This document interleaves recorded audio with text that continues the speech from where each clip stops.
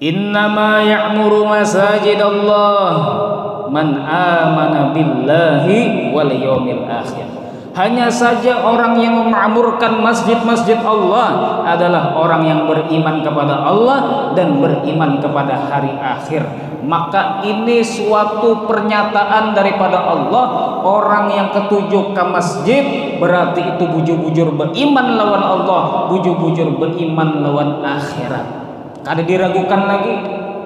Maghrib ke masjid, isya ke masjid, subuh ke masjid, 5 waktu inya usahakan ke masjid, kecuali kalau ada uzur, hanya kadang sembahyang di rumah, kadang sembahyang di sawah kah, kadang sembahyang di tempat gawian. Ketika ada uzur, ketujuh inya ke masjid di dalam melaksanakan salat 5 waktu, maka orang ini kada diragukan lagi, pasti orangnya bujur-bujur beriman kepada Allah dan bujur-bujur beriman lawan hari akhir.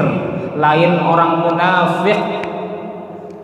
munafik bebas daripada sifat munafik, yang mana orang munafik itu hanya zahirnya saja Islam tapi hatinya mengarah kepada kekufuran. Jadi beruntung benar pian nih yang ketujuh ke masjid, yakin adalah orang beriman lawan Allah, beriman lawan hari akhir. Wa qala sallallahu alaihi wasallam, dan bersabda Nabi sallallahu alaihi wasallam, man bana lillahi masjidan walau kamabhasi qutatin walau kamabhasi qatatin banallahu lahu qasran fil jannah. Ini keutamaan orang yang menyumbang pembangunan masjid.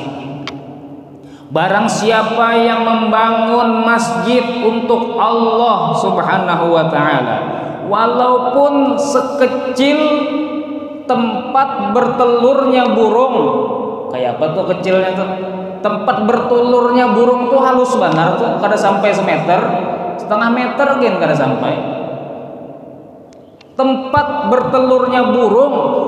Jadi pian menyumbang, sekira kawa membangun masjid seganal tempat bertelurnya burung, itu sudah Allah Subhanahu wa ta'ala bangunkan untuk pian di dalam surga satu istana.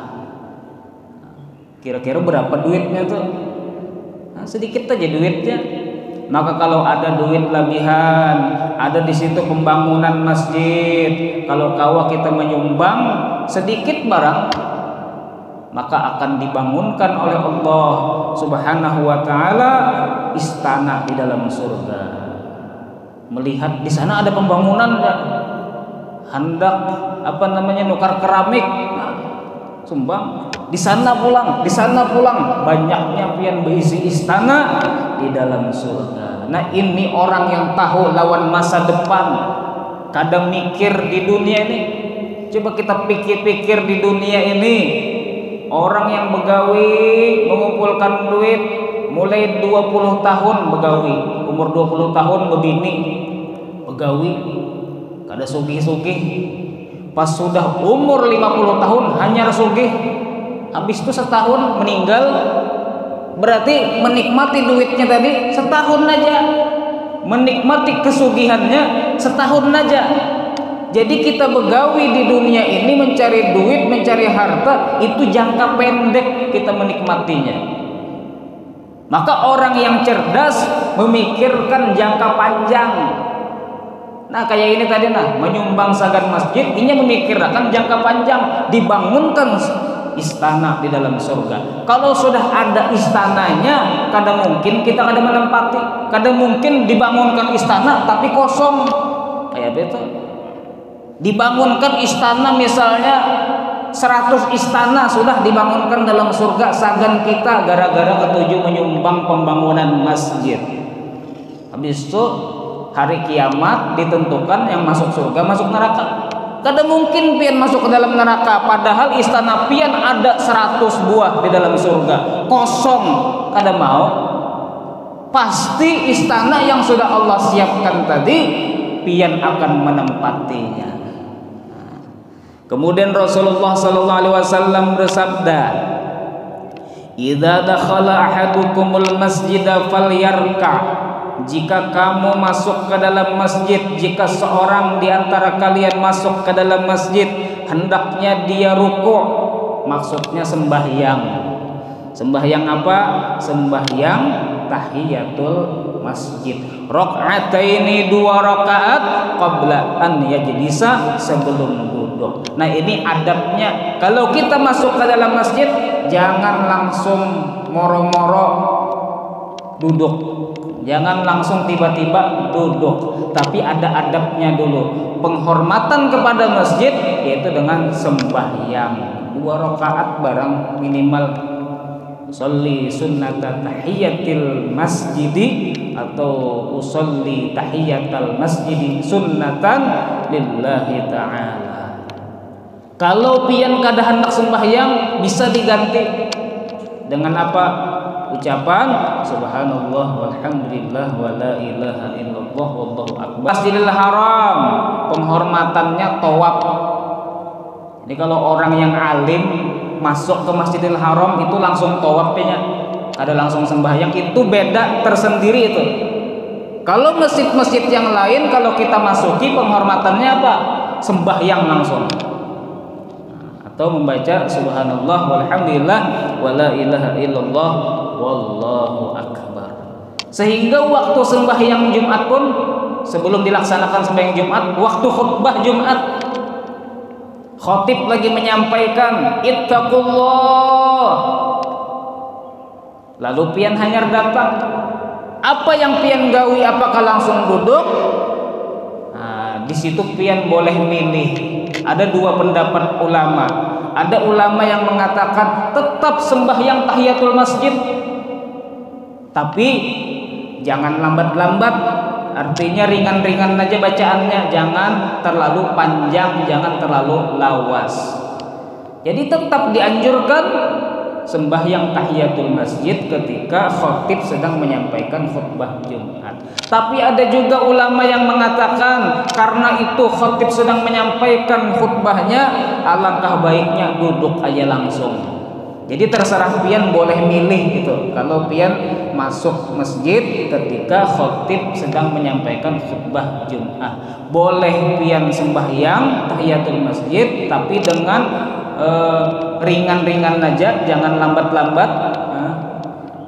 Kemudian boleh juga pian memilih langsung duduk. Dua-duanya bujur. Dua-duanya bujur, tapi yang nyata dulu sembahyang lebih banyak pahalanya. Jamaah yang dimuliakan oleh Allah Subhanahu wa taala. Nah, kemudian Rasulullah bersabda, "La salata li jaril masjidi illa fil masjidi." Tidak sempurna salat orang yang bertetangga dengan masjid kecuali di dalam masjid. Nah, jadi kalau rumah itu parah lawan masjid berjalan aja 1 mat aja sampai, maka ini kada sempurna kalau ini sembahyang di rumah aja. Sembahyang 5 waktu di rumah aja kada sempurna, padahal berjalan mampu, padahal mata melihat. Zaman Nabi itu ada seorang yang buta, orang buta pun disuruh Nabi hadir ke masjid, apalagi pian yang mata terang, berjalan nyaman. Maka tetangga masjid usahakan sembahyang di masjid. Yang namanya tetangga itu 40 rumah. 40 rumah di kiri masjid, di kanan masjid, di depan masjid, di belakang masjid. 40 rumah itu berarti tetangga masjid. Maka sembahyangnya di masjid kalau hendak sempurna. Kalau sembahyang di rumah pahalanya kada sempurna. Nah, mudah-mudahan tambah banyak lagi. Nah, di sini luar biasa ulun lihati sembahyang Jumat penuh sampai ke belakang sana ribuan biasanya sini jelas. Nah, luar biasa. Maka ini masjid ini adalah anugerah bagi penduduk lapangan 5 Oktober ini. Jangan disia-siakan. Buka puasa tiap hari gratis pulang. masjid ini nyaman, ba-AC pulangnya. Jadi jangan disia-siakan nikmat Allah Subhanahu wa taala, apalagi memusuhi lawan petugas masjid, memusuhi lawan orang yang ketujuh ke masjid, maka ini orang jauh benar daripada agama. Minimal dulu yang kada hendak ke masjid tuh, minimal dulu melihat orang ke masjid tuh iri, melihat orang ke masjid itu himung, melihat orang ke masjid tuh hendak benar juga hadir, tapi hati belum terketuk lagi, sambil berdoa, ya Allah berikan ulun taufik, mudahan ulun kawa jua rajin tulak ke masjid. Minimal kayak itu dulu. Nah, siapa tahu kena ada hidayah daripada Allah masuk ke dalam hati, taufik daripada Allah Subhanahu wa taala, sehingga Allah gerakkan dirinya untuk bisa berhadir terus ke dalam masjid. Dan Rasulullah SAW bersabda, al malaikatu tusalli ala ahadikum madama musallahu alladhi yusalli fihi. Malaikat memintakan ampun atas seorang daripada kalian selagi dia di tempat sholatnya. Habis sembahyang, pian masih berduduk berzikir kepada Allah Subhanahu wa taala. Habis sembahyang kan kita membaca Allahumma anta salam wa minkas salam sampai akhir, sampai ya Allah biha ya Allah biha ya Allah bihusnil khatimah, sampai la ilaha illallah 3 kali. Selagi pian berduduk di tempat pian sembahyang tadi, maka malaikat terus memintakan ampun. Apa jar malaikat? Allahumma rahamhu, ya Allah rahmati inya, Allahumma gfirlahu, ampuni inya ya Allah. Bewiridah. Dan bagus lagi kalau pian sembahyang itu habis salam jangan ke belakang. Apalagi masjidnya nyaman-nyaman aja nih, adem-adem aja, kada perlu bergeser ke belakang, mundur. Jadi bagusnya habis sembahyang tetap di tempat sembahyang tadi itu sampai tuntong bewiridan berataan. Tapi mulai dulu pengadatnya habis salam mundur. Jadi sampai-sampai kekanakan tuh kayaknya mau umpati juga. Nah kayak itu sekalinya orang sembahyang habis salam mundur, dikira kekanakan itu ada di kitab. Padahal itu ulahan orang juga, ulahan apa orang-orang tetuhaan kita bahari mau luakan sampai wayah ini habis salam mundur. Padahal kan ada tuh di kitab kayak itu. Jadi yang bagus tetap berduduk di tempat yang mana inya sembahyang di atas itu. Dan Rasulullah bersabda, ya'ti fi akhiriz zamani nasun, datang nanti di akhir zaman manusia-manusia min ummati daripada umatku, ya'tunal masajida, mereka berangkat ke masjid, fayaquduna fiha, mereka duduk di masjid, hilakon berkumpul, ada yang berkumpul di sana, ada yang berdudukan di sana, ada yang berdudukan di tengah masjid, bepandiran, berkesah-kesahan. Zikruhumud dunya, apa yang mereka kesahkan? Dunia. Bepandiran gawian di masjid, bepandiran masalah duniawi di masjid, bepandiran masalah binian di masjid. Wa hubbud dunya, dan cinta dunia yang dipandirakan harta. Wala la tujalisuhum, jangan duduk dengan mereka. Falaysa lillahi bihim hajah, Allah kada perlu lawan mereka. Nah ini adabnya di masjid.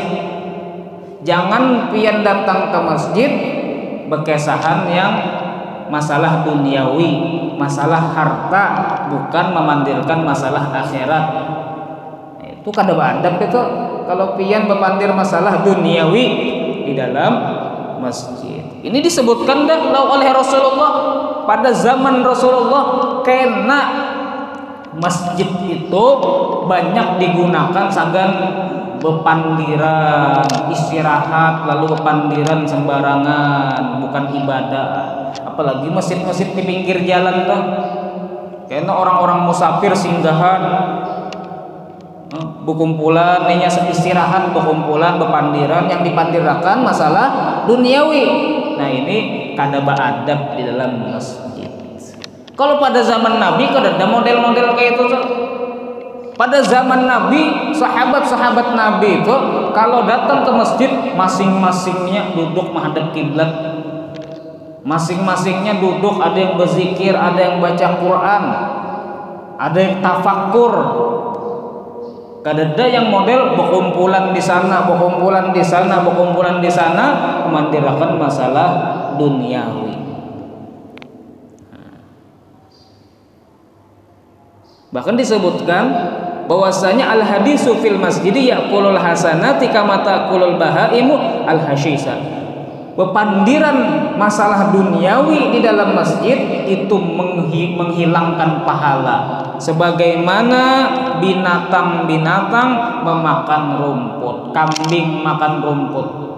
Kan rumput itu semakin dimakan berkurang. Begitu juga kalau kita di masjid bepandiran masalah duniawi, maka pahala kita tadi sembahyang, kita berzikir, kita baca Quran, itu dikurangi oleh Allah, dipotong gara-gara bepandir masalah duniawi. Kemudian Rasulullah sallallahu alaihi wasallam dikatakan oleh An-Nakhai, Al-Imam An-Nakhai, kanu yarawna annal masya fil lailatil muzlimati ilal masjidi mujibun lil jannah. Ini keutamaan berjalan ke masjid di waktu kadab. Kadab itu maghrib, isya, subuh tuh kadab tuh. Maghrib, isya lawan subuh, atau isya lawan subuh. Kalau maghrib kan agak-agak terang juga. Isya lawan subuh benar.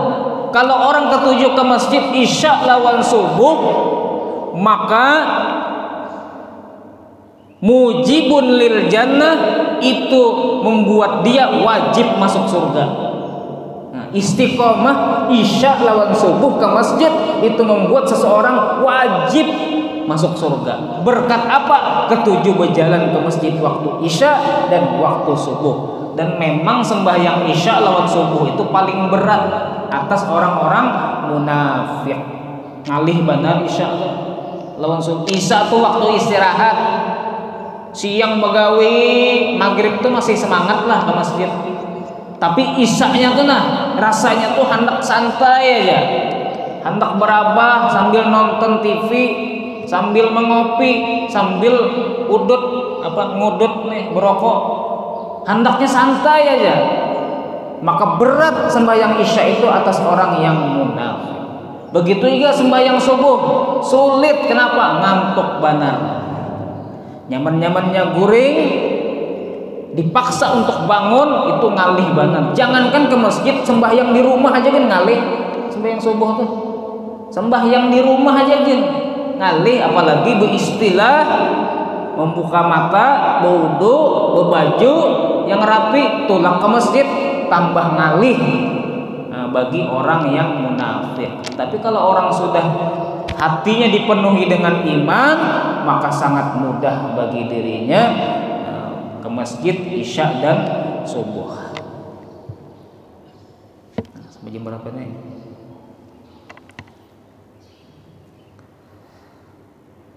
Kayaknya subuh ini telawas bang. Soalnya urut rancak dia mendengar sampai isyraq. Pada zaman Nabi Shallallahu Alaihi Wasallam ada seorang perempuan tukang sapu masjid. Tukang sapu masjid. Pada suatu ketika Nabi Muhammad Shallallahu Alaihi Wasallam tulak ke kuburan. Di kuburan tadi Sirin melihat ada kuburan hanyar. Bertanyalah Nabi kepada sahabat, wahai sahabat, ini kuburan siapa? Kok saya baru tahu? Maka sahabat mengatakan, wahai Rasulullah, ini kuburan tukang sapu masjid, ibu-ibu tukang sapu masjid yang bernama, yang disebut namanya itu Ummu Mahjan. Terkajut Rasulullah, kapan meninggalnya? Kenapa? Kada dihabarkan lawan aku. Orang ini orang yang baik, tukang sapu masjid. Tolong, karena kalau ada yang meninggal, siapapun orangnya daripada sahabat kita, padahkan aku. Jadi sahabat kada mau madahi Rasulullah waktu meninggalnya si tukang sapu masjid tadi. Kenapa? Ujar para sahabat, wahai Rasulullah, waktu meninggalnya si Ummu Mahjan ini, waktunya panas banar, harinya panas banar dan pian beristirahat. Kami takutan mengganggu pian, makanya kami mengubur tanpa memberitahu lawan pian. Ya Rasulullah, jangan lagi kayak itu. Karena kalau ada orang yang meninggal, habarkan aku. Maka sembahyanglah Rasulullah di atas kuburannya tadi. Bukan di atasnya bang, di higanya sembahyang Rasulullah menyembahyangi si Ummu Mahjan tadi. Kemudian didoakan oleh Rasulullah untuk mendapatkan ampunan Allah Subhanahu wa taala. Kemudian Rasulullah bepandir lawan Ummu Mahjan. Bepandir karena orang dikubur itu mendengar. Cuma kita kada mendengar jawaban sidin. Pian ziarah lawan mama pian yang sudah meninggal, pian bepandir, mama pian tadi mendengar. Cuma pian kada mendengar jawaban sidin. Sidin menjawab tuh, inggih nak. Tapi pian kada mendengar. Ini Rasulullah ini ngarannya Nabi. Sidin bisa bepandir dan sidin mendengar. Rasulullah bepandir, wahai Ummu Mahjan, kayak apa habar? Kayak apa habar ikam? Maka Ummu Mahjan pun menjelaskan kabarnya bahwasanya sidin baik-baik saja, dan Rasulullah melihat Ummu Mahjan ini disediakan oleh Allah tempatnya di dalam surga, dan kelihatan Ummu Mahjan tadi ada di dalam surga oleh Rasulullah Shallallahu Alaihi Wasallam. Berkat apa? Berkat jadi tukang sesapu masjid. Jadi bagus tuh. Jadi tukang sapu masjid walaupun kada dibayar. Pian tetangga masjid melihat masjid pian rigat, bantui walaupun pian lain kaum, lain bini kaum. Maka itu ada fadilah yang luar biasa. Bahkan dikatakan oleh sebagian ulama, setiap membersihkan satu ratik di dalam masjid itu keutamaannya dapat satu bidadari. Satu ratik kayak apa 10 ratik, kayak apa 100 ratik pian bersihi, pian sapui, maka berapa bidadari yang pian dapat. Kalau binian bang tuang sapunya, nah pada tahu lagi dahulu, pahalanya lain lah. Binian pasangannya satu aja karena di akhirat, tapi lakian bebas. Kada 4 lagi, ratusan bisa kalau lakian nih si bini karena di akhirat. Maka beruntunglah jadi lakian, beruntung. Maka karena di akhirat itu orang yang berbini di akhirat itu banyaknya diisi bini bidadari itu karena di istananya tuh bertingkat-tingkat ranjang, bertingkat-tingkat ranjangnya, ranjang pertama, ranjang kedua, ranjang ketiga, ranjang keempat. Jadi kalau berhubungan lawan bini yang di bawah, bini yang di ranjang kedua menagur, di situ aja kah ya? Kada naik kah? Naiknya ke ranjang kedua. Di ranjang kedua lagi asik-asik, bini yang di ranjang ketiga menagur, di situ aja kah? Kada naik kah ke ranjang ketiga? Naiknya. Ngaran orang di surga tuh kada ada capeknya lagi, kada perlu obat kuat lagi, kada perlu menjamu lagi, STMJ, kada perlu, kuat terus. Selagi hendak kawa terus di situ, biar 100 bini kawa. Nah, maka kita ini mencari kebahagiaan di surga lah. Di dunia gawian tiap hari ke pelacur, ke warung jablay, kesenangan sementara aja itu.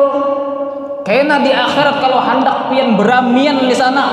Nah, di sana yang luar biasa. Bini banyak, berhubungan tuh kada pernah loyo, kawat terus nyambung terus.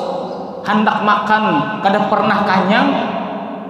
Pian makan di surga tuh dengan macam-macam menu makanan, kada pernah kanyang, kada pernah behera, kada pernah bekami, kada pernah bekantut lagi. Rumahnya luar biasa. Maka orang yang pintar mencari kebahagiaan akhirat. Apa ada di dunia nih?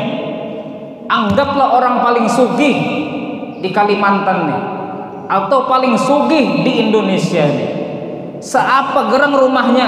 Rumahnya yang ganal itu, yang kayak istana, kada ada apa-apanya lawan rumah penduduk surga yang paling rendah surganya. Inilah yang kita iri itu. Luar biasa rumahnya, luar biasa kesugihannya, luar biasa pesawatnya banyak, bininya banyak, kada ada apa-apanya lawan kenikmatan di dalam surga. Nah, jadi kada usah kita berhiri-hiri menghiri nikmat yang di dunia ini, kada usah.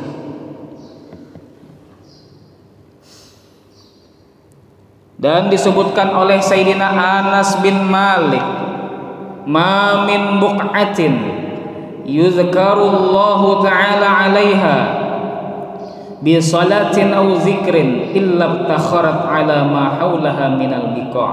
Tidak ada daripada tanah di atas dunia ini yang di situ dizikiri. Di tanah tadi dibacakan zikir, kecuali tanah tadi berbangga-bangga kepada tanah yang di sekitarnya. Aku dipakai berzikir, bangganya, himungnya. Tanah-tanah di sekitarku luar biasa. Aku nina bangga, aku dipakai orang berzikir, dipakai orang sembahyang, aku dipakai orang membaca Al-Quran. Apalagi nih tanah masjid nih himung manar. Jadi tanah tuh bisa himung juga. Himung bener nih tanah masjid berataan nih.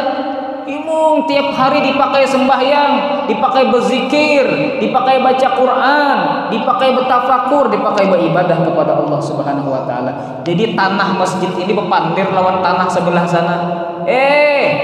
Aku nah luar biasa dipakai sembahyang, berzikir, baca Quran. Bangga tanah tadi, tanah masjid ini lawan tanah-tanah di sekitarnya.